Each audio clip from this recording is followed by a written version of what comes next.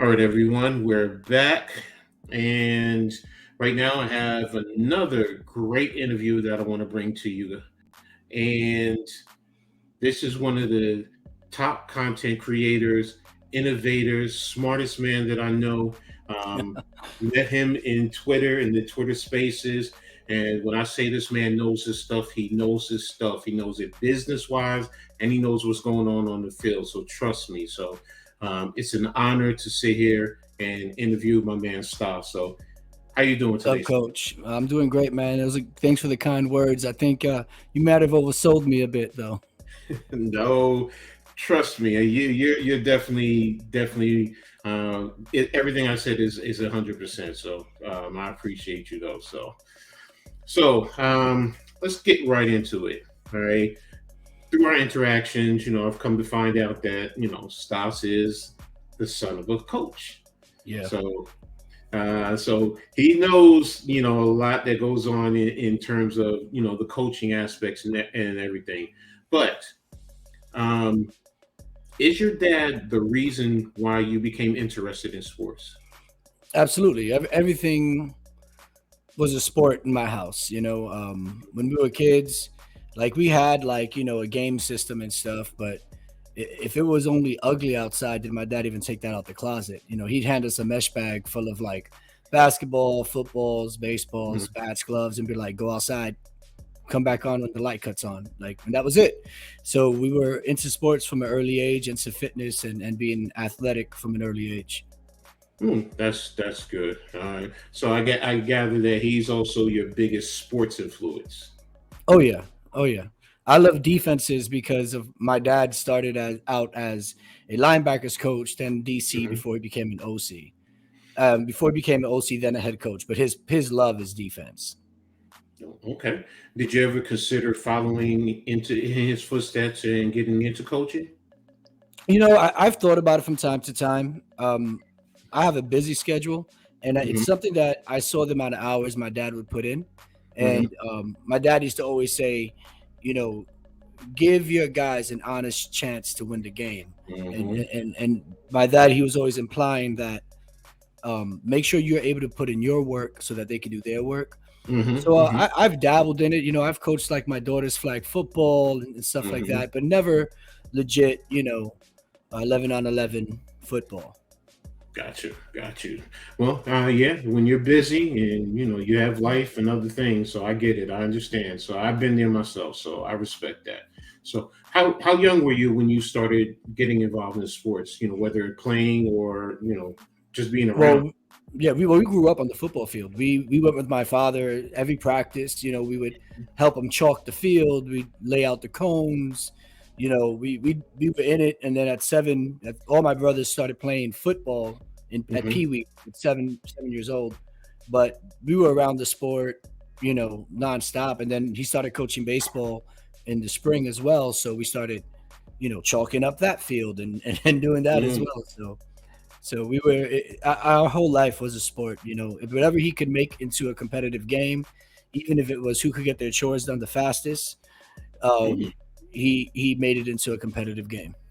I like that. I, Yeah. I like that. Who can get it done? The chores done. That means your chores are Mhm. definitely going to get done. Oh yeah, So. they got done. He was bamboozling us. We didn't. We just thought we were trying to win. Exactly. So now you just said that. Well, we know football, and you said you also did baseball with your dad. Any other sports like track and field, basketball, No, any other? I wasn't fast enough to be a track and field guy. I the three sports I grew up were on football, baseball, and I boxed growing up and did Hmm. jujitsu. That was just my dad always want. All of us did that. He made all his sons go to.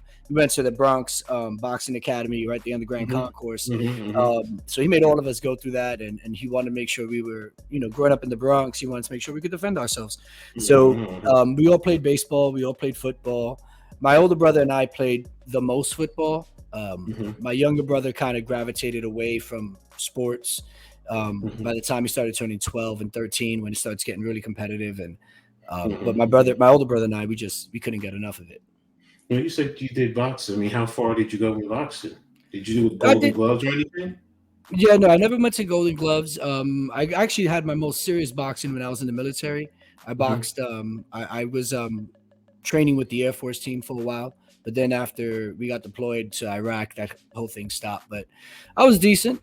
I was decent. I could take a punch and I could give a punch, so that gives you a Hmm. fighting chance. Hmm. Oh, you're in the Air Force. Okay, I'm an Air Force brat, so I understand. So, um, we talked, and you said you played running back when you played football. Yeah. Any other positions that you played? Well, I was a backup middle linebacker. mhm, My father had my father was a coach in everything he did. So even as mhm, my father, he told me at a young age, "You're not the biggest of your brothers, so running back is your position. mhm. Get good at it." So I was hyper focused on being a strong, heady running back, Mhm, and I did well. I did well, but I was really limited in everything else. I did punt return, but mhm, primarily on in inclement weather, just because I had good hands, so that I mhm, didn't, the ball wasn't dropped. But mhm, I never mhm. had that speed, that burst. I was a physical runner. Mm. Yeah.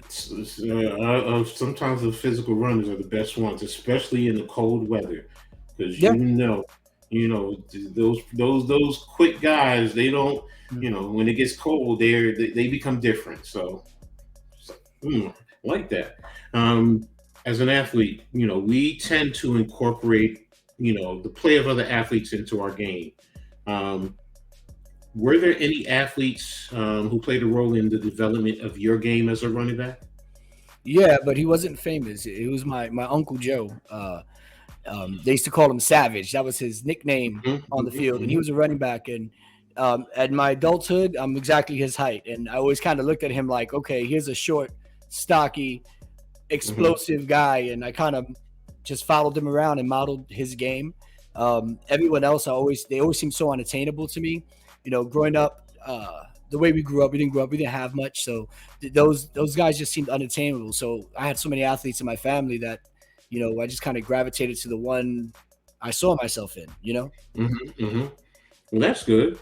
That's good. I mean, and just for the records, for the audience, you know, that's where a lot of athletes end up building their games a lot of times. Yes, kids talk about who they see on TV, but a lot of times when you get involved with it, you get involved with those that you see face to face. Right. In my years of experience, in my playing days, it was those that I saw and that I was around, or if it was a coach, it was a coach who more so helped develop, their game. So I understand where you're coming from when you say he's not famous. So, and those are always the good role models.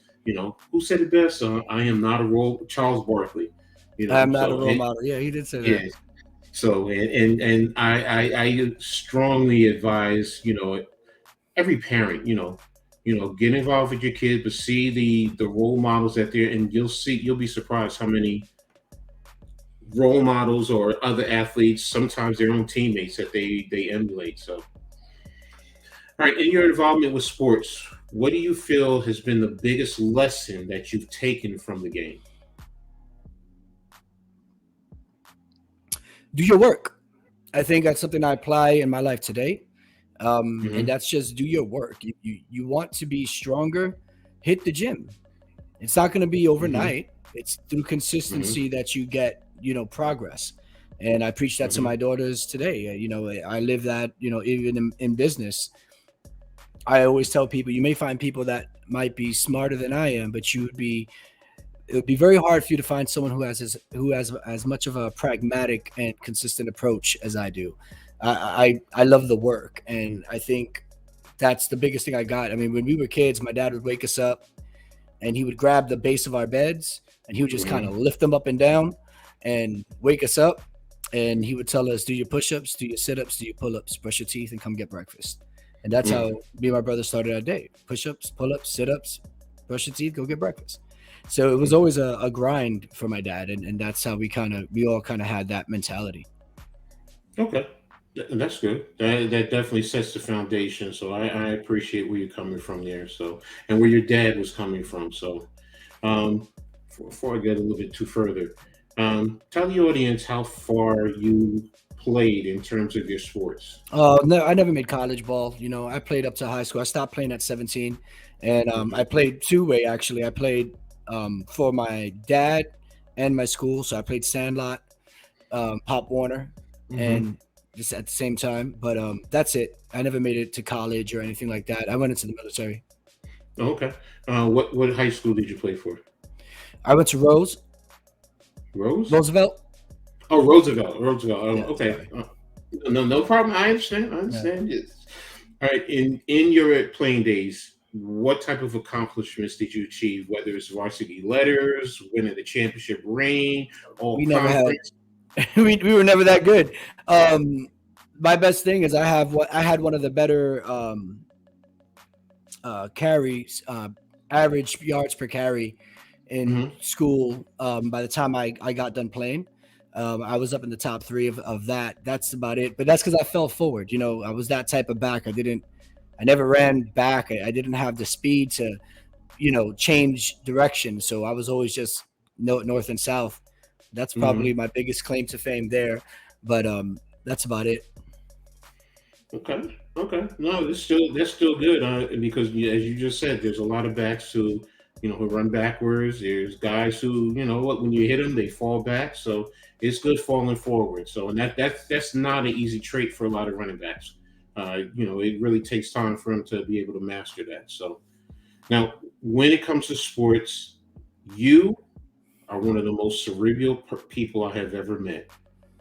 What do you feel is the reason that you became so cerebral when it comes to sports?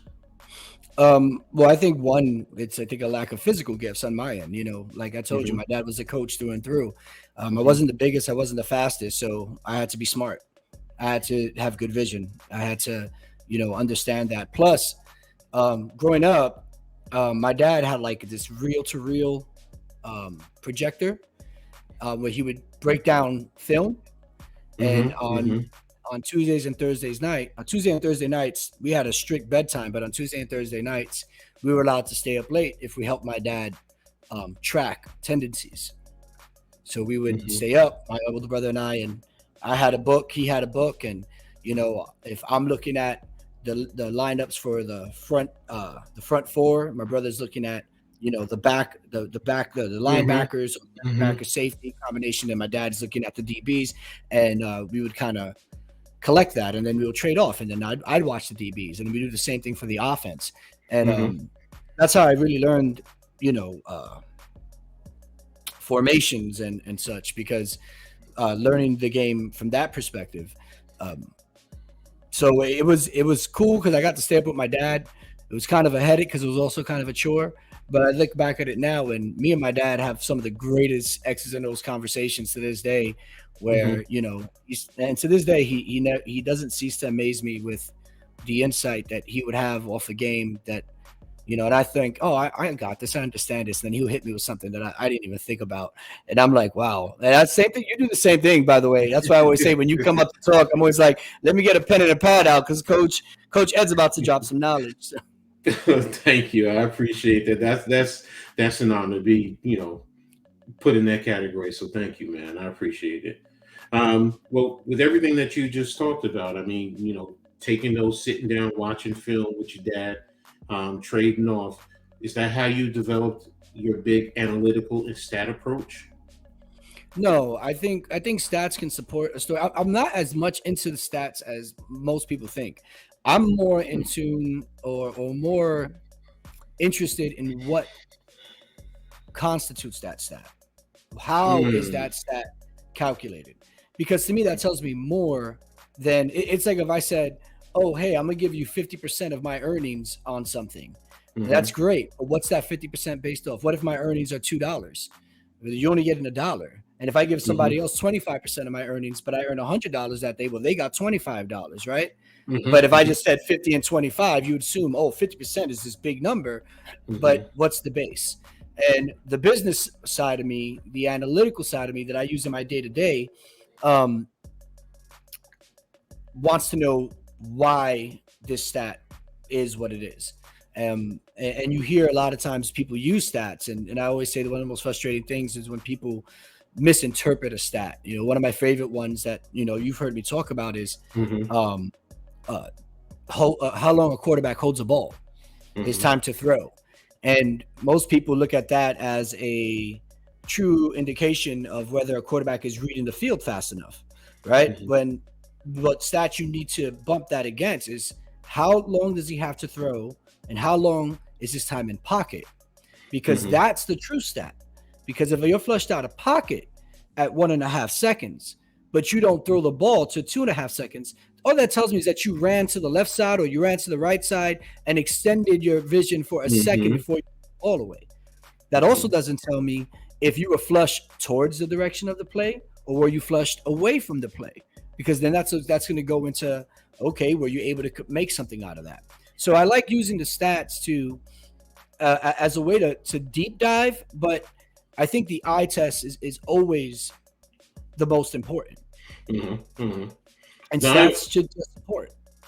see, I'm with you there. See, that's why I always say I'm not big on stats per se. It's what does the film tell me, because my eyes Right. don't lie to me. So, and that's exactly what you just, for those who are listening, that's exactly what he said. Because I know many of you have heard me say it. I just go by my eyes because my eyes don't lie to you. He just broke it down in a very analytical approach. So this is why I say you're probably one of the smartest, if not the smartest men out there. So, I appreciate that. I just try to. I look at things that not everyone's going to have the time, right? yeah. Like I Mhm. look at it like this. I say for myself, 100%. I watch every NFC East game every week. Okay, I'll Mhm. record the ones that I can't see. I'll try to watch them in succession if I can, but I will watch every single NFC East game. Now, if I know I watch every single NFC East game Mhm. and I'm pretty diligent about it, Mhm. and it takes me to Wednesday, how is this national media analyst who's watching every game going to be able to Mhm. give me details of what my game for the New York Giants, how it played out, unless you're only looking at the stat line, which can Mhm. deceive you if you don't Mhm. watch correctly. Like I always bring back another instance is if I didn't say any names or teams, and I said, hey, one quarterback threw for 300 plus yards in the Super Bowl, the other one threw for 167 yards in the Super Bowl. Who Mhm. won? You're going to gravitate to that higher Mhm. number. But the truth of the Mhm. matter, we all know that my man Patrick Mahomes stuck into the Mhm. to the Philadelphia Eagles with 167 perfect yards. His yards were Mhm. perfect. So his 167 meant way more than Jalen Hurts' 300, right? Mhm. And that's what Mhm. I'm saying. Sometimes you got to just watch the game. And the Mhm. stats sometimes support that, or sometimes they don't. But a stat by itself is just a number. So you got to apply a base to it. Exactly, and that's the beauty Mhm. of the stats, because stats are just basically, for me, they're just in a sense adding to what I'm seeing on the field. Mhm. So it's all right. Well, he ran for this much. What where did it? I mean, what was the overall feel? Because sometimes even in coaching, there's been times that what, I have my game plan, and what, the game is not going the way that I thought, and sometimes I have to scrap stuff, and I have to go with something different. That's one of the things that I love about halftime, because you could see what's happening during the course of the game, and if you do enough film study, the opposition, what they're doing. You can now adjust. You know what? Even throw out your whole game plan and come up with another one, as long as everybody on your team is smart enough and well versed enough to pick it up. So, and I've been fortunate with situations like that. So, yeah, I fully agree with you. Everything that you just said about the stats, what it's supposed to do, and help you. And you're right. Most people, or the average fan, are stat fans, which is why Right. I'm not a big fantasy football, and I get it all the You time. nailed it. Right. You're not a fantasy football, you're a coach. No, fantasy football to Because me. I'm a coach, I'm not into fantasy Yes, football. Right. exactly. To me, it takes away from the beauty of the game. But that's me. I don't want to skew anybody else away from it. No, You love I'm with you a fantasy thousand football, percent. so I think yeah. fantasy football is what created all of these, stat chasers, because that's kind of what those points are driven off of, and now there's gambling and there's other stuff Mhm. built into it that if you're not a fantasy football player, then you're not a good player now, and Mhm. just doesn't make sense. Now, in sports, there are many different types of players: athletic, powerful, smart, coachable. Which player do you feel is most vital to the overall team success? Smart and coachable, Mhm. hands down, in my opinion. I think when you look at any Super Bowl winning team you could think of, Mhm. and you look at the stars of that game, Mhm. they were all propped up by the lunch pail, go to work guys that also did their job. You could even say with the New York Giants, right? Mhm. 2007 Super Bowl when Eli Manning throws that pass to Plaxico Burress in the end zone to seal the game. Mhm. If Brandon Jacobs doesn't pick up that block, Mhm. it, Mhm. Eli Manning gets his bell rung. That ball might get fumbled. He was in his throwing motion. He might have got sacked and fumbled, and that ball could have been picked up and returned the other way. Like there's Mhm. so much of that. So I like the guy who is the athletic athlete. I mean, the athlete who has good athleticism, not great. He doesn't have Mhm. to have great, but has a great work ethic. Um, Mhm. when you get a combination of great athlete and smart and coachable, that's when Mhm. you have those once in a lifetime megastars. Somebody like Adrian Peterson, who was gifted with every single athletic gift out there, but was also so pragmatic on his off-season approach and how he took care of his body and how he enhanced his game throughout his years. Well, that's how you get him. If Adrian Peterson was lazy, he Mhm. wouldn't have been Adrian Peterson. Mhm. Mhm. That's so true. I mean, he definitely had a combination of everything. So, um, and that those are some of the best players to me. Just like you said, smart and coachable. They're going to go out there and they're going to compete, and they're going to give you everything that they're going to give you everything, but they're going to take the information you give them, and they're going to go out there and they're going to be smart. They're going to make the right adjustments. They're going to listen to you because those are the ones who, for some reason, the ones who are uncoachable think that they know everything. So, and Right. I know your dad talks to you about guys like that. So, Mm-hmm. so now I love your business approach to your fandom. Now, do you feel this contributes to making you such a great sports aficionado? I think it helps me stay balanced. Hmm.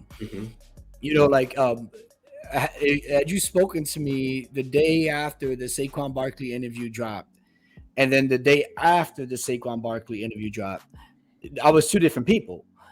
The first guy was the fan who was extremely Hmm. emotional. And then the second guy was the business guy who sat back and thought about, okay, what about this really bothers me? And approached it from an analytical stance. And, now I'm still on the same side, but Hmm. I'm closer to the boundary now as opposed to being all the way one way. Okay. Okay. Well, that's good. And I definitely can appreciate because yeah, you do speak. Number one, ladies and gentlemen, he'll always say it. He loves Saquon Barkley, but Yeah. in terms of the business side, he understands the business approach, and he does not let that get him caught up to going too far to one side. He stays pretty much right in the middle. So, and that's what I love about you, man. I mean, you're fair. Not like I said, not only are you smart, but you're very fair, and you bring a different feel to the game that can help those who are really seeking out the knowledge of the game and help them be better fans. As opposed I to just appreciate that. there are those homers. Hey, there are times I'm a homer. I admit it. I can be a homer, but there are times you gotta be fair and you gotta stay trying to stay right down the middle because you'll see it from both sides and you'll be a better fan. So. And it's okay to be a homer. You're a fan. You are Hmm. fanatical about the New Hmm. York Giants, and I Hmm. think that somewhere along the way that gets lost. Like, am I? am I more optimistic than pessimistic about the Giants? Absolutely. But Hmm. that's how I live my life. I get up in the morning and I get my workout in, and I think about my day, and I look at the day as something to own as opposed to something to live through. And so I don't take that approach, that pessimistic approach anyway, but especially for a team that I'm a fan of, that I'm gonna spend $185 for a jersey for, not just for me, but for me, my wife, my two daughters. Like, of course, Hmm. yeah, I'm a fan. Hmm. Hmm. Exactly. So, um, and what effect do you feel sports has had on your personal development? A lot. I think as a leader, with my business, I think about sports often. Everyone, especially football, where everyone has a role to play, and everyone is Hmm. valued in their role. And Hmm. that's kind of the approach I look at, in my professional life. Like, okay, so you don't do this well. What is it that you do well? And can we put you in a position to excel? Like, do you have the skill or and the will? And if you don't have the skill, can I teach you the skill because you do have the will? It's only when you don't have the will when you have a problem. And in sports, when you don't have that will to win, that's when you have a problem. And in life, I think that's the same. And Hmm. I think that's Hmm. why sports bring people together, right? Because it's the great unifier of people. Exactly. Exactly. Exactly. And it correlates so much to everything in life, and it teaches you so much. And that's why I've always been a big proponent of all kids. It doesn't matter if they're boys or girls, getting involved with sports, because it helps them, more than just the competition. Because competition is important in today's day and age, especially in business or whatever career you go into. But the values that it teaches you in life in itself. So I agree Yeah, with there's you. I was reading a statistic, and my wife and I were discussing it because I'm a girl dad. I have two daughters, Hmm. and my oldest has been in sports since she was 5, and my youngest is about to be 5, and she's going to get in sports. And I could be misquoting the exact number, but it was something like 85% of the female CEOs, CFOs, CIOs, CTOs, COOs in Hmm. America played sports through high school, Hmm. Oh. and it's something about sports that teaches you leadership. It teaches you how the team is supposed to function. Like that saying, "There's no I in team," right? Hmm. There's a certain leadership and hierarchy that you learn in sports. So it's like you said, for not only for boys, but especially for young women, ladies who Hmm. already have to deal with biases in the workplace, it Hmm. teaches them to find their strength. Hmm. Exactly. So, and that's an interesting stat.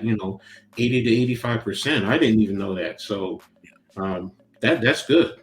And that speaks to what we were just talking about.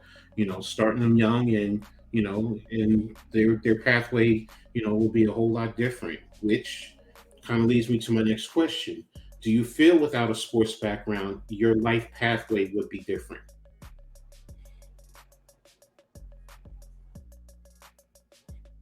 Say that again, Coach. You kind of broke up on me for a second. Okay. Can you I hear me? said, yeah. Can you hear me? Can you hear me? I hear you now. Yeah, you kind of Okay. broke up. Yeah, you kind of broke up for a sec. Sorry about that. I said, do you feel without a sports background, your pathway would be different? Absolutely, absolutely. As though I remember going into boot camp thinking this is easy. Um, Mm, I grew mm, up, like I said, I grew up, and before we brushed our teeth, it was push ups, sit ups, chin ups. I mean, push ups, sit ups, pull ups. Go brush your teeth. Like, so, having that background of relying on the person next to you is no different than when you're going into the military. mhm, And as I was heavy weapons for my team, so you have barrel changes. Well, mhm, you're not responsible to change out your own barrel. As your barrel overheats, you have what's called an assistant gunner, and that assistant gunner you have to be in sync with him of when you stop, when you clip your belt, let him pop off that barrel, change out your barrel, lock you back in, re-put the belt. That's all trusting the man next to you. It's no different from a left tackle trusting a left guard, or a mhm, quarterback mhm, trusting the left tackle for his blind side. So I think understanding how teams function served me in the military, and it serves me in my professional life today. It serves me in my household. My wife's my best teammate. Mm, that's a beautiful sentiment, man. And more and She's a more, boss. we know that. We know that. So, Yeah. but yeah, more in your relationships. I mean, if we had that same sentiment, I think we would be a lot more successful. I know I could have been. So now in the Twitter Spaces universe, you're very passionate about the Giants. Yeah. Why are you so passionate about the organization? Because they represent almost every good memory I had growing up in my childhood. My dad, like I said, football coaches don't get paid much. I don't know. I don't know if Hmm. most people understand this. Like I remember my dad had a sheetrocking business that he did during the summer, um, just to make extra money, and but he always took us to a Yankee game, and he always took us to a Giants game, no matter what. And um, if we got to go to two Giants games that year, that means we were doing good that year financially. And my dad was able to Hmm. scrape another group of tickets for us.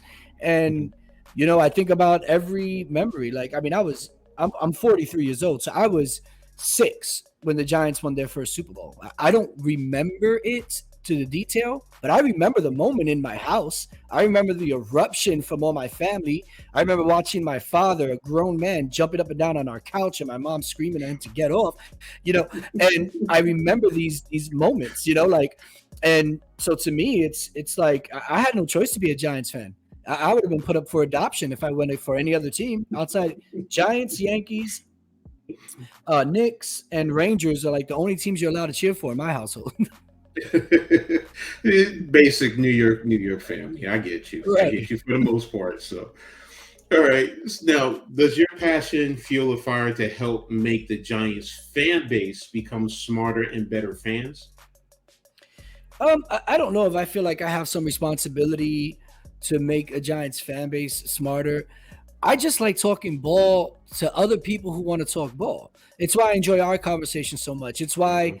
I I thank God that I met Deuno and Mello and Rando Mhm. and and we were able to come together to start the Big Blue Knockout because Mhm. I feel like I found 4 other men that of the same mindset of we just love the Giants, we want to talk ball, and we want to bring fun back to a fan base. And if we can get some education levels raised a bit, if we could get some football IQ raised a bit at the same time, great. But outside of that, let's just talk and have fun about our team and embrace what fandom should be. And it shouldn't be a fight. It shouldn't be an argument. We shouldn't be fighting about nothing but football points, and it should never be personal. And Mhm. that's why I love the guys that I'm working with, and I'm so blessed to have that team that we've created, and everyone on Twitter. It goes beyond that. I think other content creators. I think about you. I think about Big Dash. The Revival guys, the Rush guys. There's so many good content creators out there that are really just trying to put a positive spin, get information out to the masses as much as possible. Put their thumbprint on something. But I don't think and I think for the most part, I don't think any of them feel like they have like a responsibility or an ownership to educate or elevate. I think they're trying to pull everyone in and get everyone together. That's why, hey, I hope to see you out there week 1 against Dallas because it's going to be all of us. We're going to be bringing the house. It's going to be about 40, 50 strong. I can't wait. Most of these, I haven't Mhm. seen any one of these men face to face in real life, and I'm flying across the country with my wife to hang out with them for a weekend. But that's the beauty of it, and of sports in Right. itself. But and I feel you when you say you don't have an obligation, but I've sat and I've watched, and I see how a lot of the fans on the Twitter spaces interact with you and gravitate towards you, and they appreciate your opinion because you are so smart, and you are you're usually on point with a lot of the things that you speak about. So don't you don't have that responsibility. I understand none of us do, but in the same token, we do have a responsibility to our fan base to make them better, because I've always said the New York Giants fan base is the best fan base in the world. I've always Absolutely. that's how I, coming up, in the '80s, seeing the Giants, what they went through. I come from the Ray Perkins era and all of that. So, and we do have a responsibility to making sure that we should be the best fans out there, and everyone else should emulate us. You want to call You know, that being arrogant? I'm sorry. Go ahead. you know, I was no, I was going to say, you know what I think people appreciate about the spaces that we host at the Big Blue Knockout Hmm. is probably the exact same thing that everyone that I know that listens to you appreciates about you. We provide information without color, Hmm. and I think that's what people want. They don't want your opinion. Most of the questions that I get asked is something like, Stas, how do you think this might be used? This person might be used in this system, right? And then Hmm. I'll explain to them. I'm not going to color it with, oh, he's a nobody. Oh, I'm gonna say, listen, this is what this guy's skill sets are. This is what I Hmm. think. If I'm thinking like the Giants, this is what I believe that they brought him in for because of these certain skill sets. So this is how you could utilize that skill set in 11 or 12 or 13 personnel, right? Whatever we're Hmm. talking about. And I think that's Hmm. what people appreciate. And it's why, like I said, it's why I love talking to you, because I think we get more of that colorless Hmm. commentary Exactly. versus the color commentary, which I'm just coloring with my own opinion and emotion versus that, hey, this is what really the X's and O's are. Exactly. Beautifully said, man. So thank you for that. Now, with your podcast, what makes your show different from other sports podcasts? I don't know what makes us different yet. I know what we're aiming for. Our goal is to not be the typical podcast where, the guys speaking are the commanders of the world, and you listen to us and we know everything. We don't want to be that. We want to have, a pulse on the fan base. We will give Hmm. our opinions, but in our podcast, after every segment, we dedicate time for the callers. We want a caller involved in every single one of our segments because we start our show the same way, where your voice is what's most important and our opinions are not. We say that all the time because we want to be a Giants fan base, Hmm. a Giants fan base podcast. More that do we want to have the popular personalities and give the great interviews? Absolutely. But Hmm. we also want to interview fans. um, Without saying too much, we're working with a fan right now Hmm. who is not an official part of the BBKO, but this person came to me with a great idea, and our stance was, do you want to be the one to present it? Do you want to be the one to run the segment? And they were like, yeah. So we're like, cool, it's yours. And that's what we want to do. And we tell that to people in our spaces all the time. Like, hey, if you have a great idea for a good segment and you feel like you can dedicate the time to come up and record that segment so we can play it on the podcast, let us know, because we're trying to bring that energy and that community that we found in Twitter Spaces to a podcast. Mm. That's a beautiful thing, man. And I've listened in a little bit, and I can say you guys are definitely headed in the right path, Thank you, headed man. down the right pathway, man. So, and for those of you who don't, who haven't, definitely tune in because you will begin to love each and every last one of the members of the show, and for what they bring to the show, but also what they bring as a fan of the New York Giants or of sports in general. You don't even have to be a Giants fan. You can just come Mhm. tune in and you can hear things, and you know what? You could be a basketball fan, baseball fan, but you're going to learn because they're fans. So, and they're knowledgeable fans. So, um, now touched on one of the questions, so I'm not going to go there. As far as you know, has your platform been an inspiration to other aspiring content creators? I don't know. I hope that would be cool. But I don't know if I could say yes or no for a fact. I know that I'm inspired by other content creators every day. Hmm. And I'm constantly asking for critiques, for the Big Blue Knockout. But I don't know if we've gotten to that level yet. we've been around from the Twitter space now for about a year, but we're only 4 episodes into our soft launch of the actual podcast. I think as we progress, hopefully, Hmm. I think I would love to hear that. But right now, I think we're just keeping our head above water, man.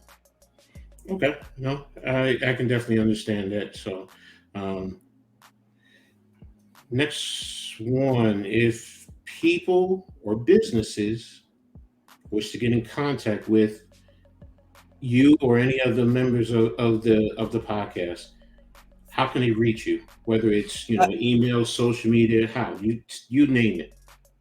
Yeah, our website is bigblueko.com. There's a contact us page on there. Hmm. There's a live chat on there that goes directly to our inbox. If Hmm. they want to email us directly for interviews, they could reach us at uh, bigblueko@gmail.com. We also Hmm. have, our Twitter is at bigblueko.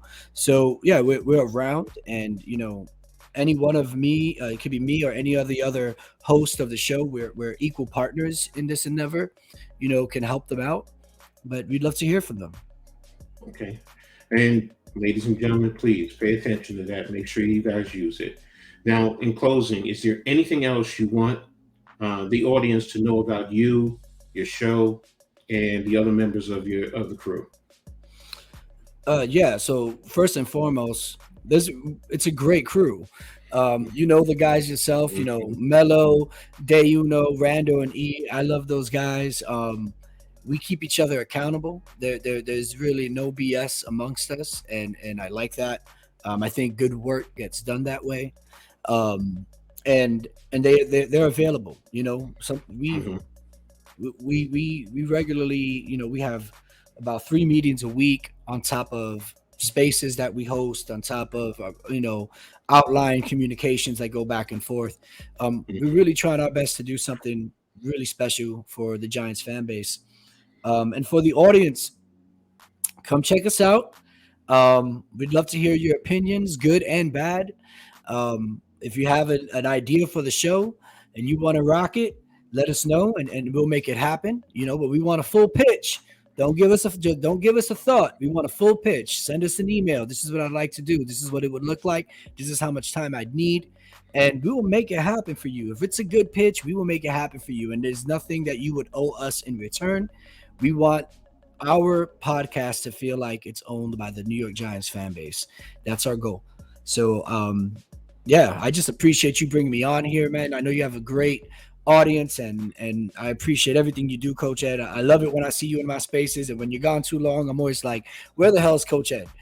So, No, I appreciate you, man. I mean, thank you. I know sometimes I'm all over the place, so but I'm trying to, just like you, grow myself, properly, and then there's some days, you just life catches you. So, but I'm always here to support you no matter 1 billion%, bro. No doubt about it. So yep. nothing but love and respect for you, man.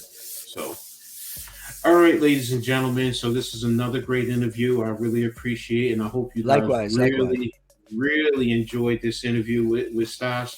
Make sure you guys visit his page, join the Twitter Spaces. Sit back, even if you just want to come in and listen, because there's a lot of fans from all different teams that are in there listening to good conversation. So and I can tell you it's definitely the best one that I'm in and why I stick with it, and I love everything that they bring to the table. So I want to thank everyone for tuning in to this interview. I'm going to take a break and I'll be back after this. But always remember what I say in sports: make sure you turn it on and turn it up. Peace.